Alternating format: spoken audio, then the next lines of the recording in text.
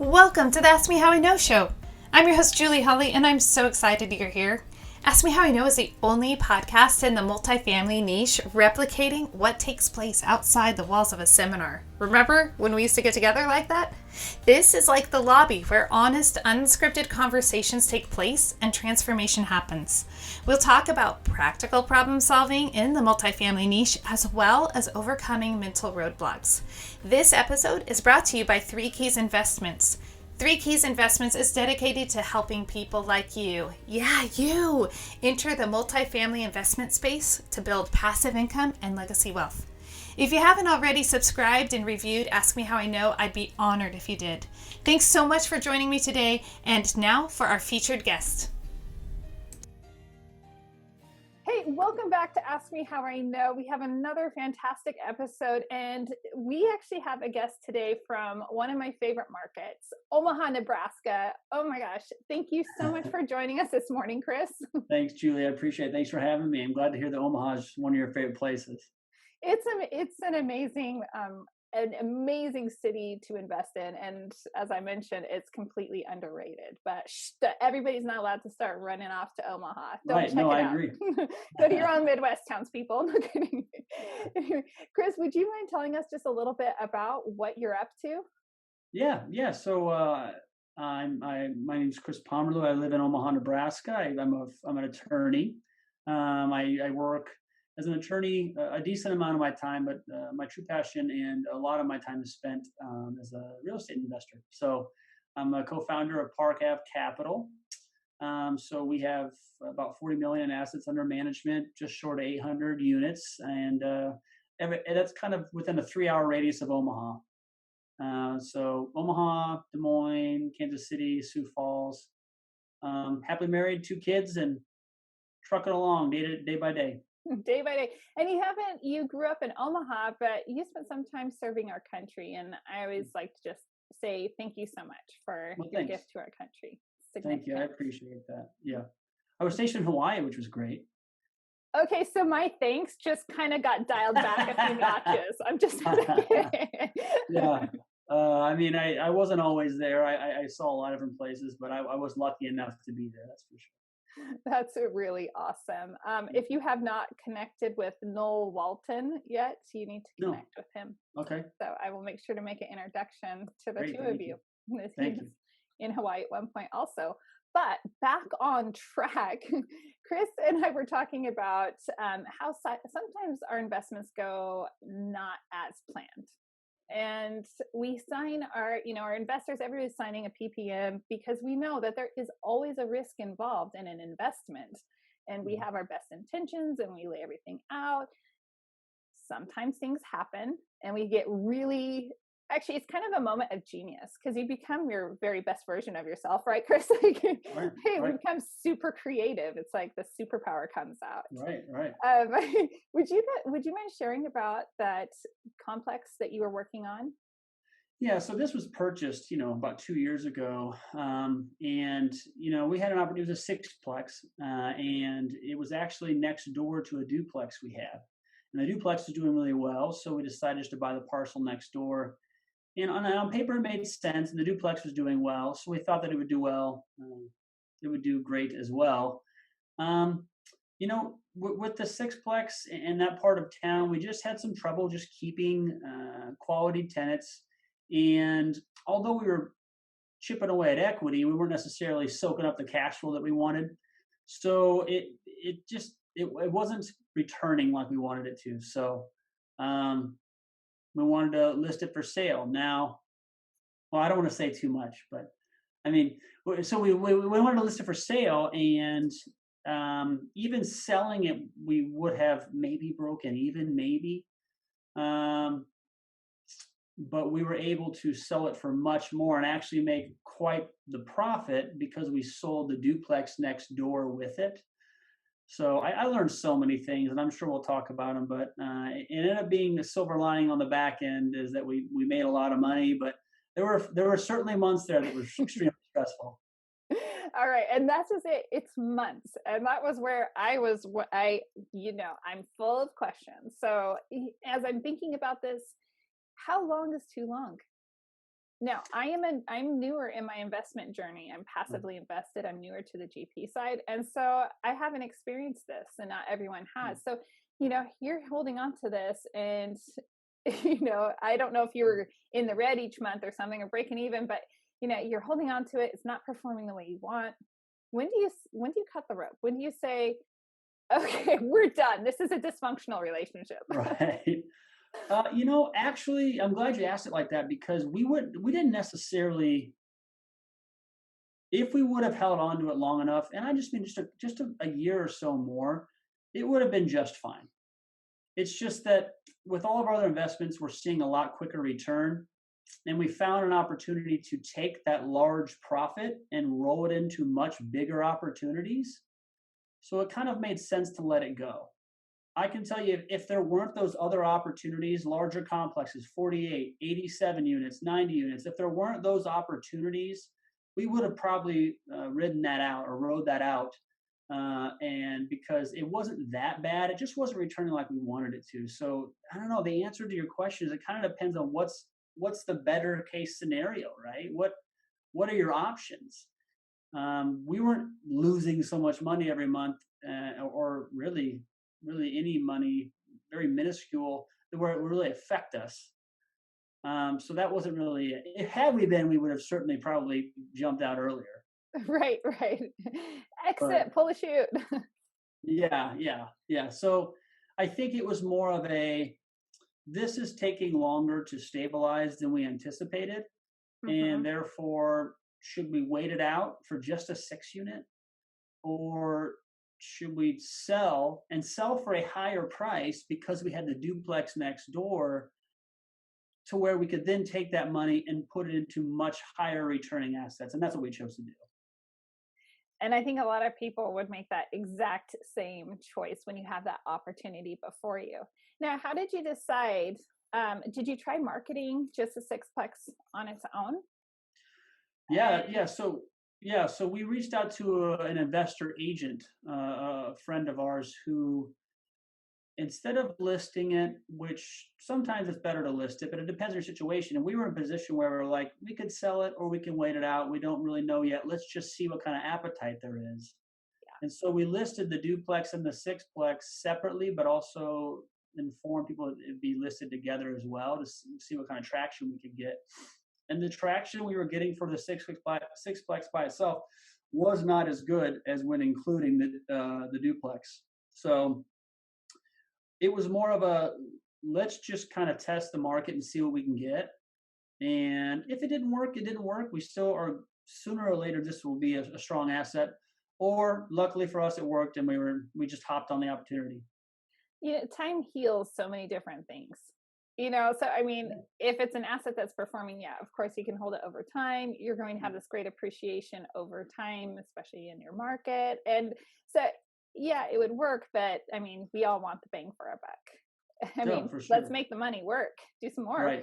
Work harder, right. Money. So you're kind of like a millennial in a sense, making social plans like, well, something else came along. Let's go. Yeah. Well, I think I technically am a millennial, even though that's become a dirty word. I think I'm in the last year of a millennial, but it's more of a, not something better came along, but it was certainly an opportunity we couldn't pass up. I mean, if you can roll that large of a profit into something larger with a more, not guaranteed, but a much safer bet of a higher return, I don't know. I'm of the opinion that it would be a bad decision not to take that opportunity. Yeah, absolutely. Well, and then it sounds like you might have been taking that money, and now you're leveraging it. I mean, the more we can pull that off, the for sure. better. Wow. Yeah. And is that also the direction that you guys were trying to take Park Avenue? Yeah, I'm like Park Avenue Capital. Was the question whether we're always trying to sell and upgrade, or? No, but great. Let me restate that. There was a lot of jumbled upness.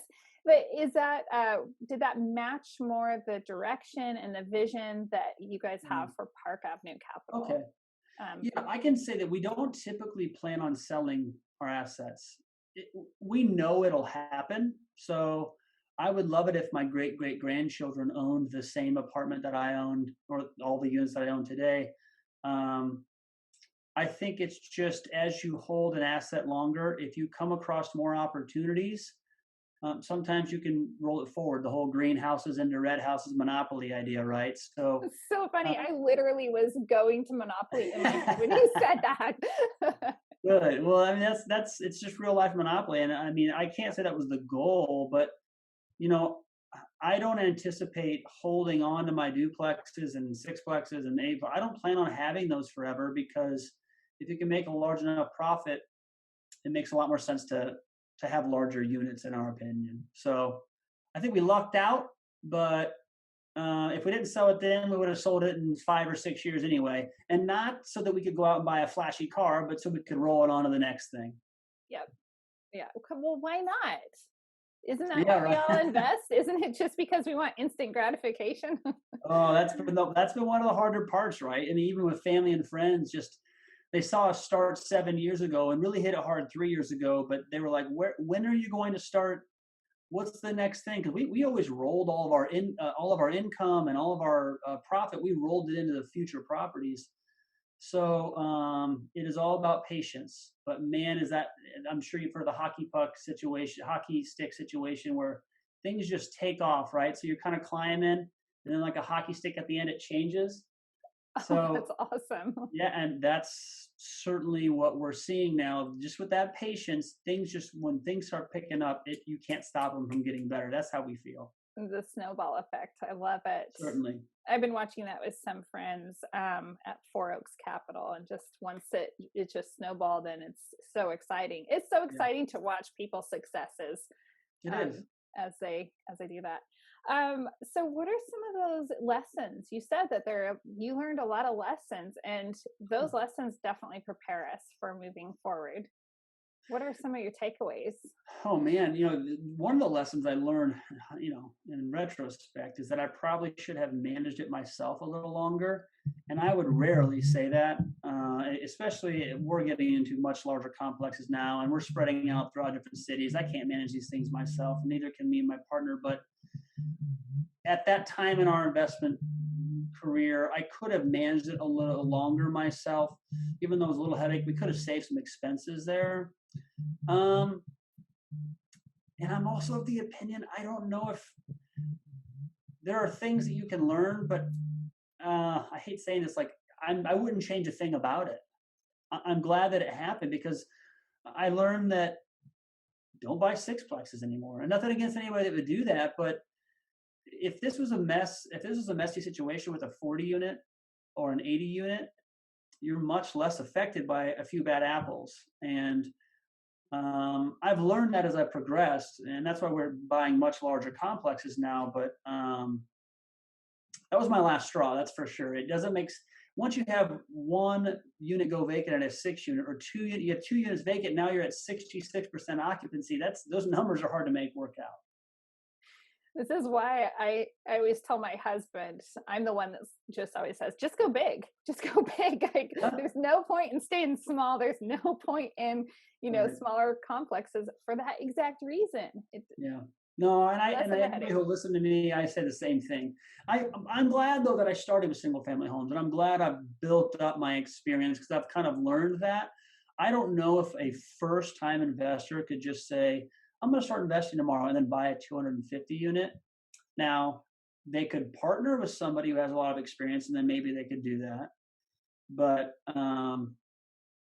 I think Cardone says to jump into 400 units right away, and I think it's a little difficult to do. But I'm glad I've done what I've done and learned what I've learned. But yeah, I will never again touch small stuff like that. Yeah. We had single family, like so many, multifamily investors start out in that single Of family course. space. Safe, it's comfortable, it's familiar. There's so many reasons to start with the, 1 to 10 unit type situation. So, Yep. yep. But then you realize, bigger is better. Bigger is Yeah. better. Yeah. I don't usually say that. Great things come in small packages, but I'm going to get myself into a hole here. So I'm curious, as we're looking at this, as I was thinking about this, I'm a passive investor, and I'm just going to scale this up. So a little hypothetical, a little rally here. You have a 40-unit apartment complex, and it's not performing spectacularly. Mm-hmm. And let's just say you have your passive investors, and they signed their life away with the PPM, and they agreed, and they understand all the risks and everything. But what would you say to somebody that is on the passive end of things, and they're looking at something, especially now, depending on what market and how the deal was structured, if it was really truly conservatively underwritten, right? They're starting to realize, oh my gosh, this is not working out. I'm not even making 5% on my money, let alone the 18% returns. Yeah, that's tough. I mean, that's a great question though, because what does a passive investor do? A lot of that, like you said, depends upon what the PPM and the operating agreement says, as far as, can they sell their shares right off the bat, or did they first sell internally and then look externally? But before you kind of jump into that, I would have questions for the operators. I think it first starts with, you need to vet your operators before you even jump into that. I mean, I understand that goes without being said, but nothing's a guarantee, and even the best of the best can have some setbacks. But really vet your operators. Make sure you know who you're partnering with, because then you get a chance to not only see what they're doing, but talk to other people who've invested with them, and they probably have a good track record. But if you're in a position where you're passive, and no matter who you're partnering with or who's GPing it, if you will, and if you're in a position where it's not going, I would have some questions for that sponsor. I'd ask what the goals are, why this is happening, what's our exit strategy, has it changed? Originally the hold was 5 to 7 years and we'd sell. Are we going to try to sell now before the stimulus money runs out? Should we try to sell right now before the economy crashes? I mean, who knows what's going to happen? And unfortunately for the passive investor, they don't have a lot of decision on the end, a lot of input on the end decision, but their voice should be heard by any good operator. They're partners, so I'd start with a lot of questions about what are the goals here, and then, man, talk about rabbit holes. I don't know. I mean, if that doesn't go the way you want it to, then there's a number of other steps you can take, like selling your shares off before it fully sinks, I guess. It is a rabbit hole, and I'm very curious what the next 3 years looks like, because I think we're going to see so many of we're just going to see true performance rising to the surface. And as they always say, we'll see who's been swimming with the sharks naked. It's all going to come out. And so it's interesting. And passive investors are limited. They are limited. I mean, that's by nature limited, in their agreement. So, I thought that'd be interesting when we were talking about that, just what was going on. That's what led me down that rabbit hole of what are these passive investors going to be doing, and vetting your sponsor from the very get-go is imperative. Some of those questions you could have up front too, or when they say the phrase they're conservatively underwriting, what does that mean to them, right? Because everyone says that because they want to make the deal sound better, but ways that we at Park Ave Capital are actually conservatively underwriting is we're underwriting these things at 15 to 20% vacancy. Even though they have 98 right now, we're making sure, what would this perform at if it was only at 80, if it was only at 85? Those are, I think, a much better way to test, to risk test it, if you will, stress test it. Because to write it conservatively and say, well, we're only going to raise rents $100 and we're not going to raise it $200, that's taking quite the risk in this market we're in right now, because it should certainly be part of the due diligence, but we don't know what's going to happen. Like you said, who knows if you can raise it 100? What if you can only raise it 50? What if you can't raise it at all? What if you can't? Well, that's how we're actually underwriting a lot of our stuff, not raising at all for at least a year. And it depends on, every circumstance is different, but that is certainly an actual conservative approach, in my opinion, is higher vacancy, no raise to rents, and not just saying, well, the dessert isn't as sweet, it's just a little less sweet. Sometimes you have to stress test it to see how it would perform if it was bad. Yep.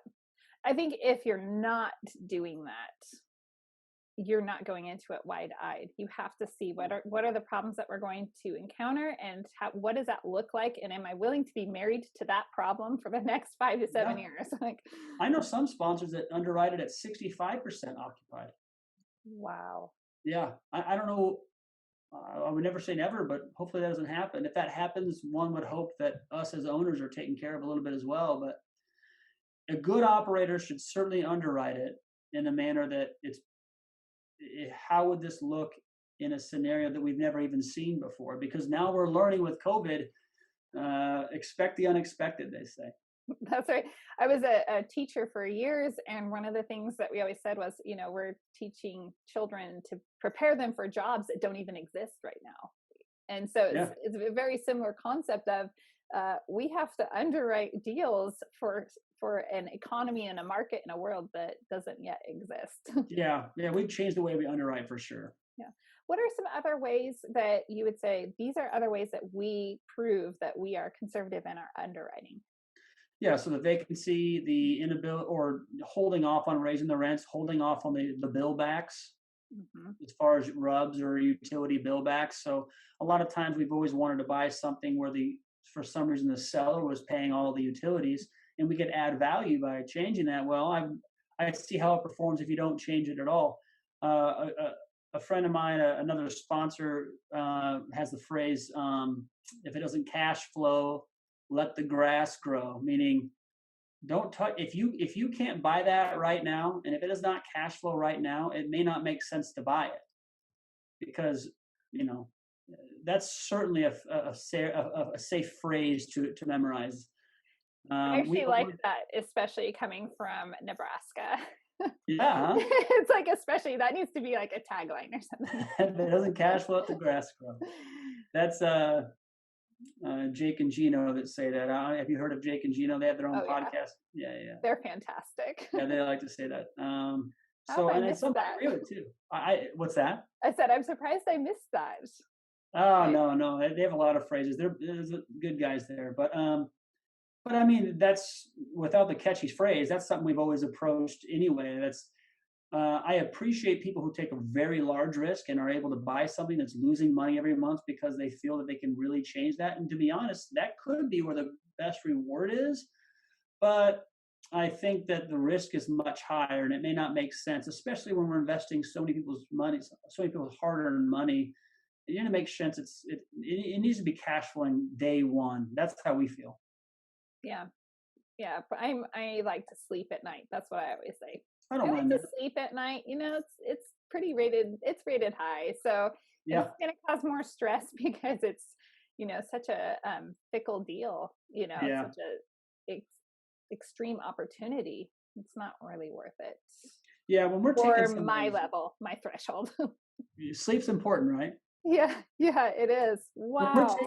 When we're taking some of those risky, I've invested in risky investments, but they're not syndications. I might partner with, 2 or 3 other buddies who are all going to be active, and we're willing to just soak that risk up ourselves. I don't mind that. But when it comes to syndicating these deals and using people's money from all over the country or the world now, it's just, I'd rather be safe. Yeah, exactly. Well, and if you mess something up, that's probably a poor way of phrasing it. But, you lose your investors. I could not imagine losing people's money. That's one of my. Yeah, it's not. Don't even ever want to go there. Just don't go there. Just always make money. That's a great goal to have. Yeah, I think so. I'm going to shift gears if you don't mind. Yeah, of course. Okay. I was looking at your resume and what your day job, your W-2, if you will, as an attorney. I was looking at your experience serving our country, in the armed forces, and I'm looking at your experience, and I'm wondering if you've ever reflected on how all of those experiences have prepared you for doing what you are doing today. Yeah, that's a great question. And I think that hands down, the answer is yes. You and I were talking about just kind of making the best of everything. And I think that there's just something to be learned no matter what you're going through. So I have utilized things I've learned in the legal field when it comes to negotiating stuff with negotiating deals with sellers or banks or agents, insurance agents. I've used that.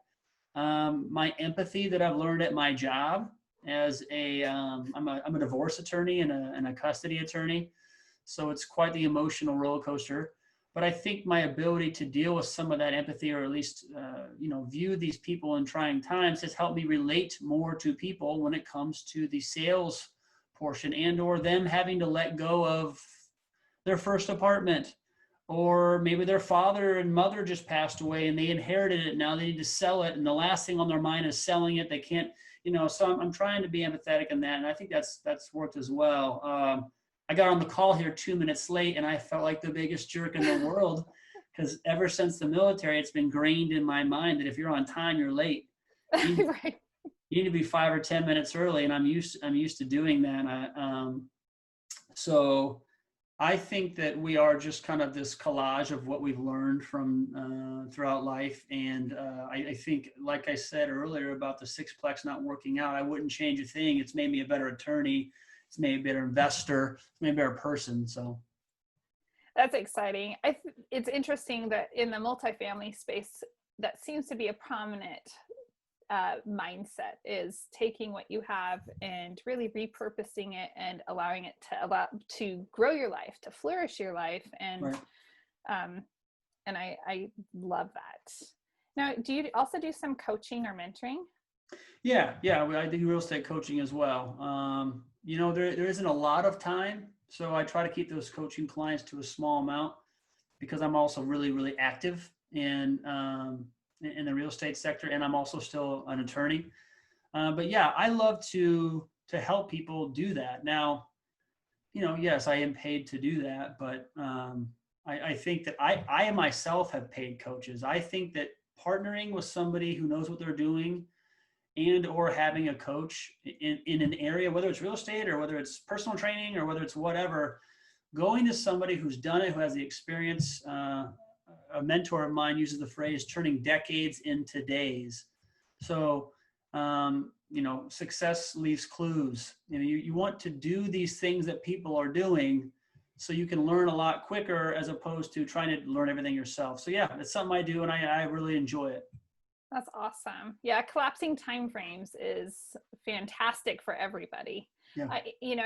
And when I say everybody, I'm always looking for, how does everybody win on something? But even coaches win when they're teaching.